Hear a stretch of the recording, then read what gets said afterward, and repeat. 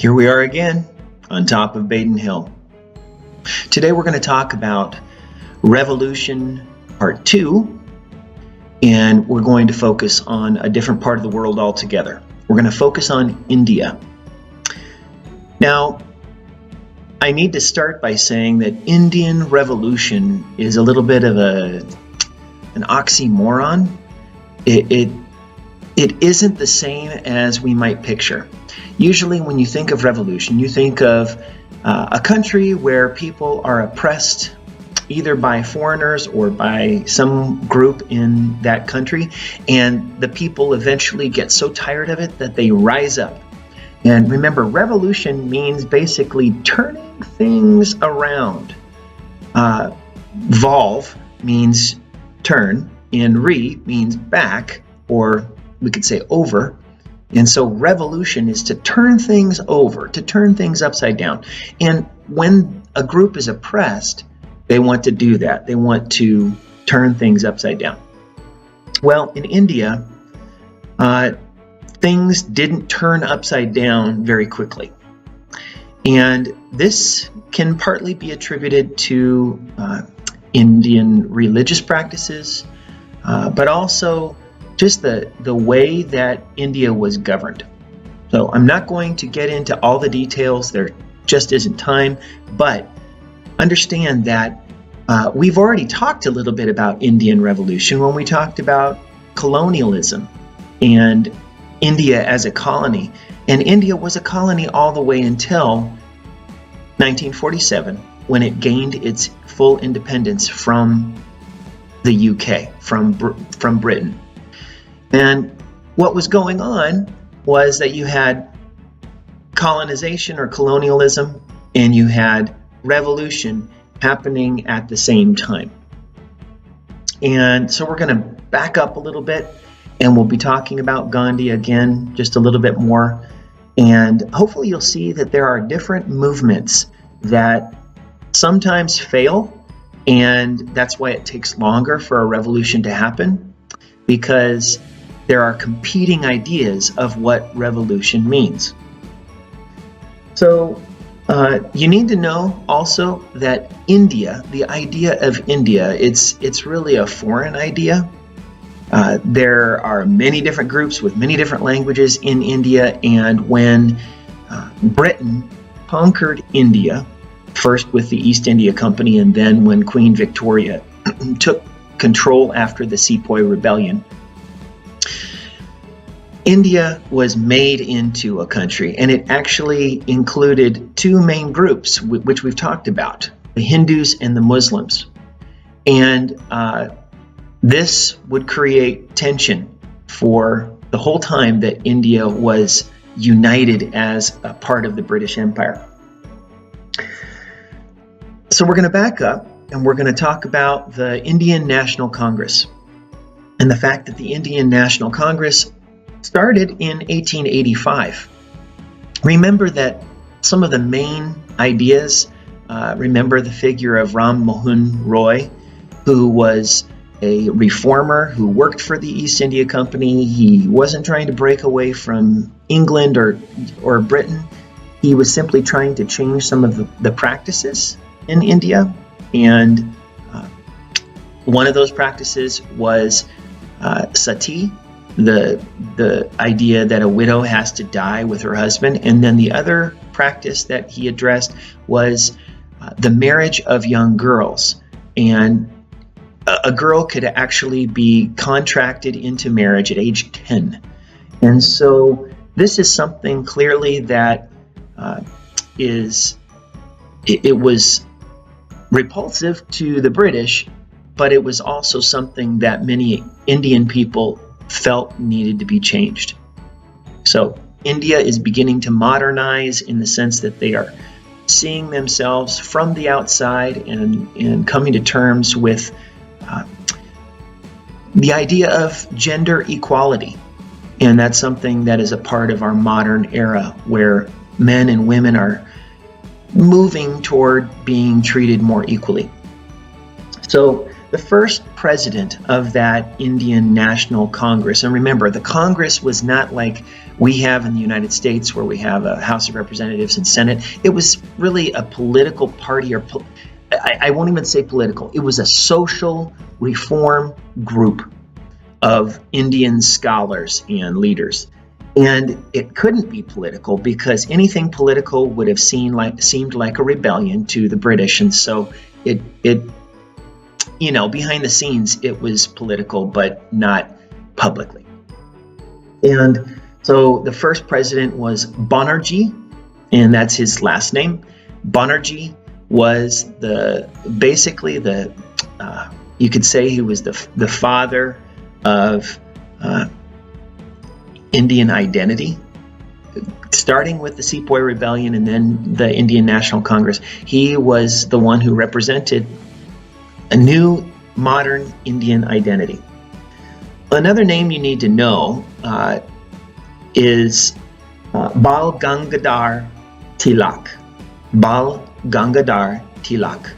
Tilak was a member of the Indian National Congress, and he was a revolutionary. So already politics is brewing, and there are moderates. There are people who just want to change things within India and maybe get a little bit more freedom for the people of India from Britain.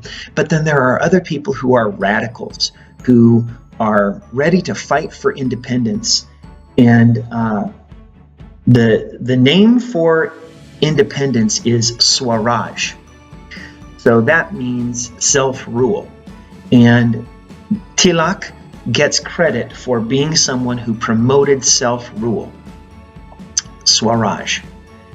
And because he was seen as a revolutionary and was pushing the British government, eventually they put him in prison, and his influence subsided. It got less. We're going to talk a little bit about how things progressed in the early part of the 20th century, but you should know that some of these things continued throughout the entire time, all the way to 1947, when India became independent. So it's a little hard to say this happened, and this happened, and this happened, but we're going to do our best. You need to know what the Swadeshi movement is, because Swadeshi was this idea of a return to Indian customs. India had been absolutely overwhelmed by foreign influence, even though they had been making cotton cloth for centuries. When the British came in with their industrialization and their power, they forced India to buy British cloth. And they forced Indians to make cloth in the British way, using industrialization and that kind of thing. And people in India started wearing more Western clothing, things like that. The same kind of thing happened in Japan. And remember, Japan industrialized because Matthew Perry started the American Commodore Perry came and forced Japan to open its ports. And then the Meiji Emperor and the Meiji Restoration changed Japan, and they became more and more modern. And we'll kind of get back to that with China when we talk about China. But in India, people had changed to be more Western, but some people were resisting that. And so again, this is Swadeshi, and this is the idea that you need to return to the old ways, basically weaving with a loom, a hand-powered loom, rather than machines powered by electricity. And so this is actually something Gandhi promoted very strongly, but it goes back into the 1800s, and there are many people who are seen as trying to resist this foreign influence. And so this is a kind of revolution before independence, long before independence. The British were in control, and one thing that they felt they had to manage, and they did have to manage, was these different religious groups, the Hindus and the Muslims. And there was an area where the British had their center in Calcutta, and it was called Bengal. Now, Bengal, we usually say Bengal, like the Cincinnati Bengals, Bengal Tigers. In Bengal, there were Muslims and there were Hindus. And the British government divided Bengal. And at the time, everything was kind of together, and the British said, well, this is because it's easier to manage. But there probably was another reason, because it separated groups that would otherwise have been more united. And people at the time, they saw that this was just a weapon that the British were using to divide them. But what happened is the Muslims then developed their own identity in Bengal, and the Hindus developed their own identity related to politics. They already had different religious identities, but different political identities formed, and that would become very important later on. Remember that we talked about 3 nations. When we talk about India, it's really 3 nations, and we'll see how that progresses. Well, in 1914, the world went to war, and World War I changed everything. The Indian people who had been maybe moving toward more independent thought jumped on board the British bandwagon, and they wanted to support Britain, partly because they were patriotic and they saw that they could be identified as British citizens maybe, and maybe establish some full equality. But the other side of it is that maybe they thought that if they fought to support Britain, that Britain would be more likely to give them independence when the war was over. And there were promises that were made and promises that weren't kept. So many Indians died in World War I, and afterwards, if you know, the Spanish flu epidemic was just one epidemic, because you have these war-torn nations all over the world and so many sick soldiers coming from abroad. They're bringing germs, and everybody has a weakened immune system, and so the Spanish flu and influenza in general, it swept around the world and killed more people than World War I had. So that's a little bit of the early history of revolution in India.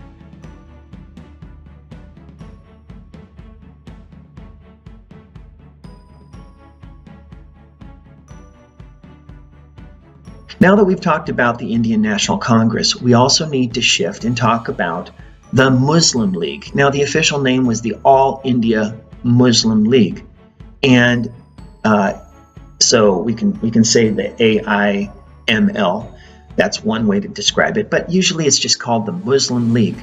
And the Muslim League came about pretty quickly, because after the Indian National Congress was formed and people started seeing India as a nation and the potential for independence from Britain, Muslims, who were the minority in India, realized that their rights, they hadn't been protected, and maybe they were a little more protected because of the British. That's what happens sometimes with colonization, is groups that are very different and sometimes would fight each other. They stop fighting each other because you have a foreign police force keeping them from being at each other's throats.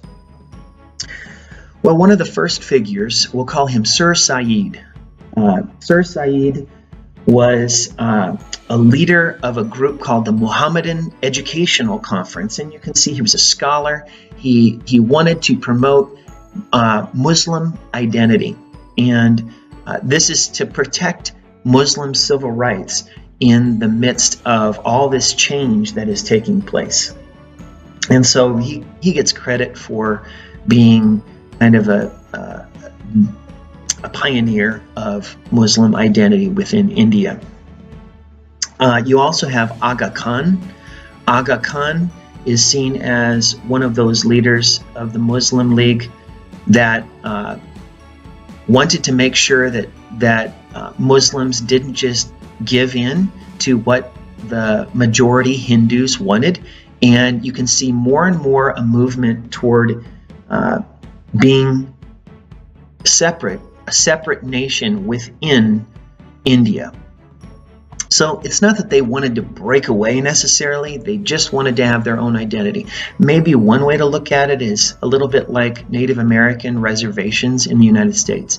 and how they have their autonomy. They have a sense that they can create their own rules and laws. And so Muslim civil rights became the focus here. It wasn't a Muslim nationalism. It was simply to protect Muslims and keep them from being on the bottom of society just because they weren't the minority. Now, one man we need to know about was named Jinnah. Okay, Jinnah was a Muslim leader, and he joined the Indian National Congress, but he was also a part of the Muslim League. So that's again, one way to see it is that the Muslim League was within the Indian National Congress at this time. And he rose in the ranks. He became very powerful. And so he's a name to remember because later on he becomes a powerful leader.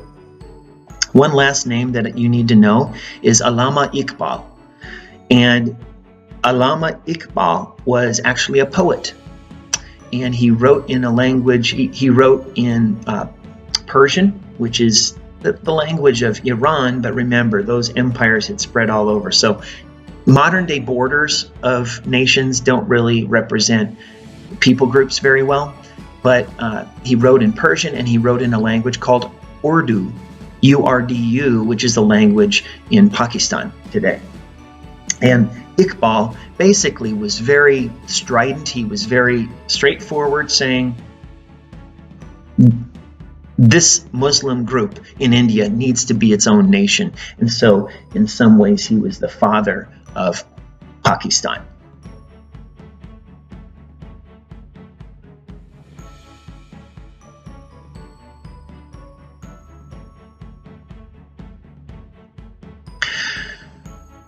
We need to talk also about rivalries, because you can see that already you have the Hindu group and you have the Muslim group, and even though sometimes they overlap and sometimes they can work together, there is division happening back at the beginning of the Indian National Congress and into the early 20th century. Let's talk a little bit more about Gandhi. And we're going to compare Gandhi with Jinnah. And we need to look at when Gandhi came back from South Africa. Now, Gandhi came from a prominent family. His family was not poor. Jinnah's family actually was poor. And so they are very different in their background. But Gandhi, he used his status and he was able to go to England. He became a London barrister, which is a lawyer. He became a lawyer, and then he went to South Africa. Remember, many Indians were in South Africa, and it was a British colony. And he faced apartheid there, or at least separation, because of the color of his skin, and that led him to understand that this was an evil policy that needed to be overcome. And so he came back after the beginning of World War I. He came back from South Africa, and then he immediately became a big part of the Indian National Congress and eventually became the president of the Indian National Congress. In fact, we could say after World War I, it was Gandhi's party. One thing that was being debated at this time was the idea of moving toward home rule. Now, if you remember, this is actually what happened in Ireland. Ireland, remember, India and Ireland are not so different. Ireland was discussing and debating home rule so that Ireland could have some freedom from the UK, but still be connected, kind of like maybe Canada is today, or Australia, that there can be a relationship, but that they can have their freedom and their own identity. And so home rule is not full independence, but the competing idea is Purna Swaraj. Remember Swaraj? We discussed earlier the idea of self-rule, total independence. So Purna Swaraj is what some people are saying must happen. So you've got home rule versus Purna Swaraj, and the people disagree about what India should do and what the people of India should do. So whereas Gandhi moved toward embracing and being embraced by the common everyday people. He started wearing traditional Indian clothing.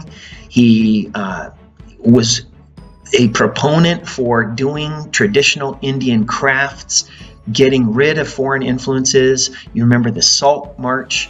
So it means basically boycotting foreign goods altogether. And so that happened because Gandhi was embracing being an average person. But Jinnah, even though he had started as an average person, he had a hard time interacting with people who were homeless and again, the untouchables in the society, the people who were the poor. So he was kind of stiff and standoffish, and as a result, they had very different personalities, and it's true that Gandhi was more popular as a result. The main idea that divided Gandhi and Jinnah was satyagraha. Satyagraha, you'll remember, was this non-violent refusal or opposition and protest.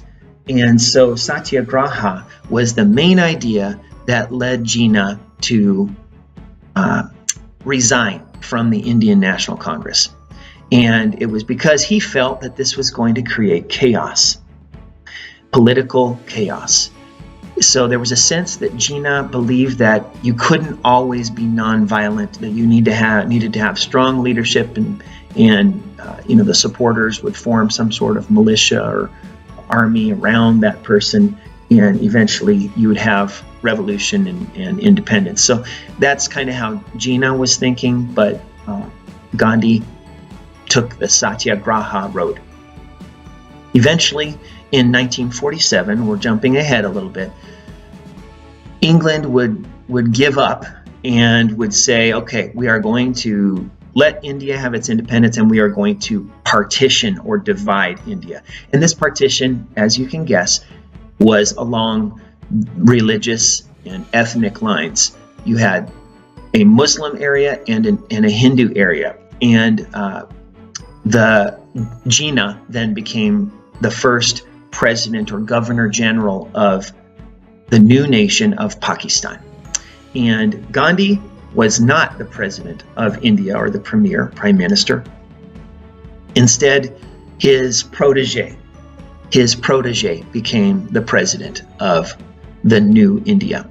Now, again, I'm still going to focus on revolution. We're not going to get to what happened after partition, but you need to know that Bengal, which had been divided, remained divided again, and it was called East Pakistan.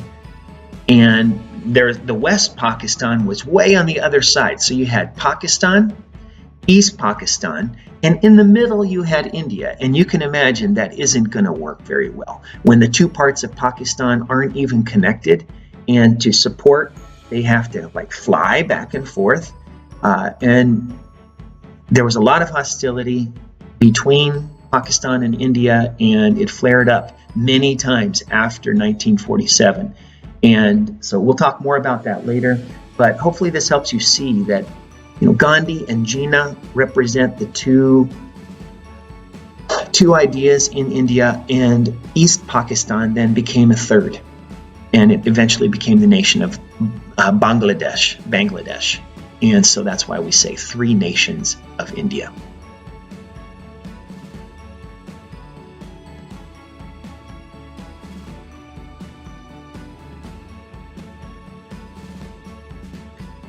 Now let's talk a little bit about Nehru. Nehru is the man who eventually became Prime Minister of India, and he was the protege of Gandhi. So he was also a barrister, a London lawyer, and he became a powerful thinker, and he was someone who again, he was more politically minded than Gandhi, and could deal with the conflicts and was ready to lead the country in that way.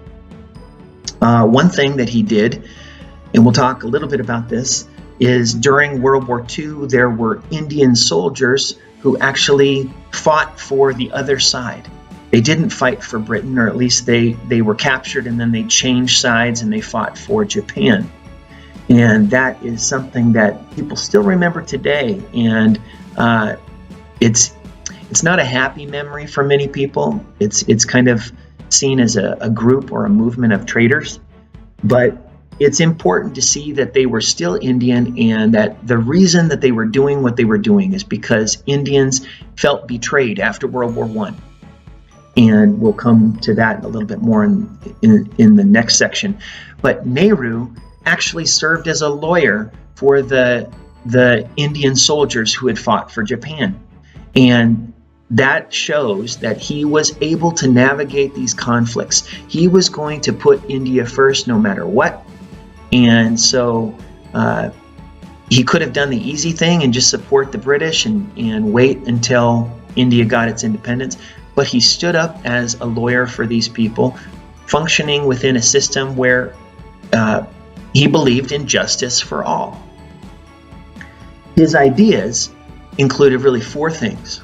He believed that India should be sovereign. That means they should have their own integrity as a nation. They should not be controlled by another country. Socialist, and that doesn't mean communist. Socialist basically just means you have a strong central government that provides a lot of support to people who are poor, who need help. Maybe they're unemployed. Whatever it is, that there should be some government control to make sure that people don't sink to the below poverty level.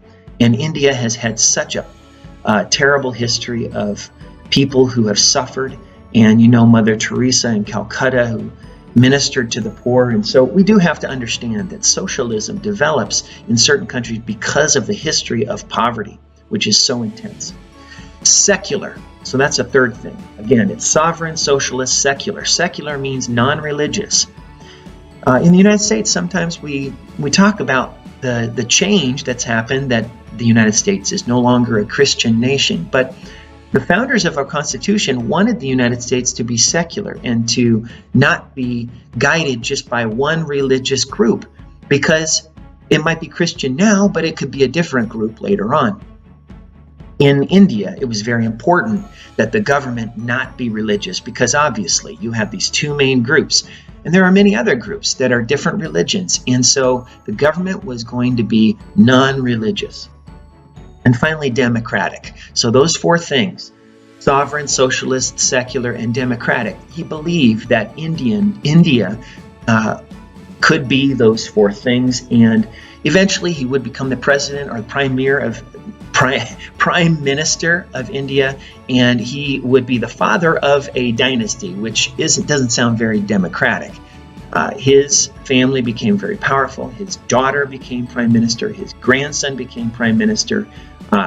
His grandson's wife was the president of the Indian National Congress. So sometimes the more things change, the more they stay the same.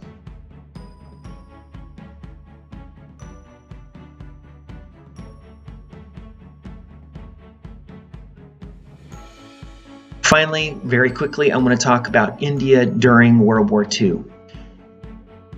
During World War I, India had fought with Britain wholeheartedly, but they had been betrayed in a sense because Britain hadn't given them independence, hadn't rewarded them for what they had done to support the UK.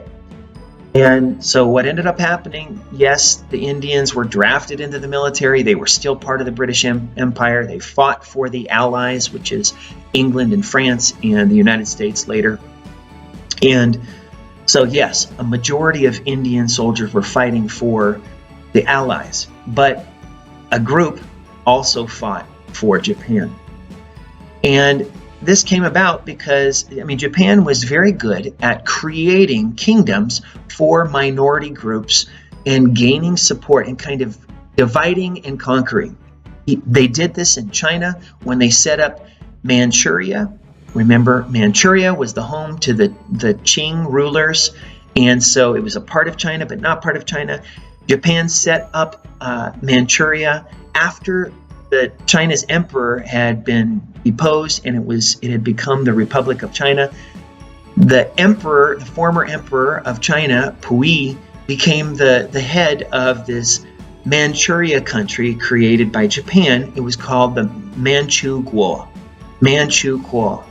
And that was a pretend country, a fake country created by Japan. And people saw it as a Japanese puppet kingdom. That happened in France, where a Nazi government was ruling the French. Vichy France is what it's called. So it happened in many places during World War II. It was a tactic. Well, there was a group called the Azad Hind, and it formed, Azad Hind, and it formed in Singapore, which had been British, but then was captured by the Japanese, and they set up a free India. So that's what Azad Hind means. It might be Azad Hind, sorry. And it was to divide India. It was called Free India, and there was a leader of that group called Chandra Bose. Chandra Bose was the leader of this Free India, and basically it was a group of Indians who were fed up with being British, and they didn't want to be Japanese, but they thought they could get help from Japan in order to keep their identity and eventually gain independence. And there's a very interesting story about a plane crash that happened in Taipei, Taiwan during World War II, because it was occupied by the Japanese. It was a colony of the Japanese, and there was a crash there that killed the leader of this Free Indian movement. But there's a question of whether maybe that leader escaped and didn't die. And so it's a very fascinating thing, kind of a conspiracy theory. And just know this is a very ugly, thorny time, because we understand why India wanted to be free, but Japan was fascist and was committing atrocities, terrible things they were doing, like the Nazis around the world. And so India having an alliance with that group, we don't like that. And I need to just remind you that there were these trials of this Indian National Army, which is what this Azad Hind called their army. And after the war, they went on trial, and Nehru was the lawyer. There was also a mutiny of Indian sailors in the Navy. And the Indian National Congress at first supported those sailors because they were being, it was like impressment during the War of 1812. It was impressment, and it was forcing these sailors to be a part of this oppressive imperial regime. So it's not a clean-cut, clear history of revolution in India. And you just need to know all these moving parts, all these factions and disagreements. Eventually, it was coming together. And after World War II, the UK understood that they didn't want another world war. They didn't want another conflict.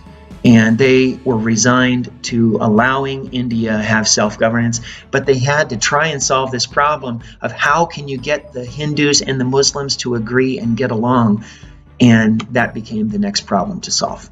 Thanks for listening and watching.